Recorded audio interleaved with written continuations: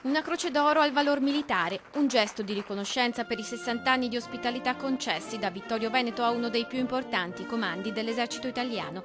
Si chiude con questa speciale onorificenza, per la prima volta a una città, il legame di Vittorio Veneto col primo FOD, tra polemiche e commozione. Un grande dispiacere per questa partenza? Soprattutto grande dispiacere perché era la mia, dico, la prima famiglia. Era un punto di forza per la città dopo tanti anni e veramente ne siamo addolorati. Mi spiace, sì, soprattutto economicamente come presenza, ma non solo, ma anche come presenza militare in se stessa. Cosa dite di questa partenza? Dispiaciuti? No, addolorati perché dispiaciuti non esprime esattamente il significato della questione. Purtroppo è un pezzo di storia di Vittorio Veneto che perdiamo. Rappresentava comunque, oltre che un legame con la storia di Vittorio Veneto, ma anche la presenza di 500 famiglie in città che verrà meno in una fase di grave crisi economica. Lei di Vittorio? C'è poco da festeggiare, è un clima triste. Era doveroso dare la dovuta rilevanza a questo addio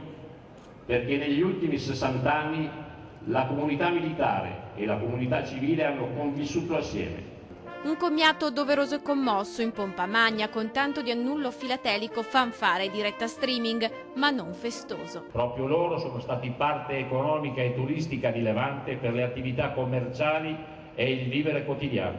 È una partenza che ci lascia una ferita profonda nella nostra città, nell'imminenza, tra l'altro, di un anniversario come il centenario della vittoria. Un addio alla vigilia delle ricorrenze per il centenario della prima guerra, finita e vinta proprio a Vittorio Veneto.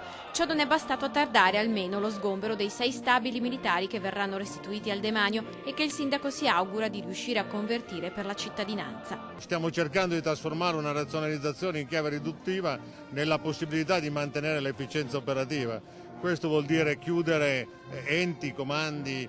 La spending review militare vuole infatti portare le forze armate da 190 a 150.000 e quelle dell'esercito da 115 a 90.000.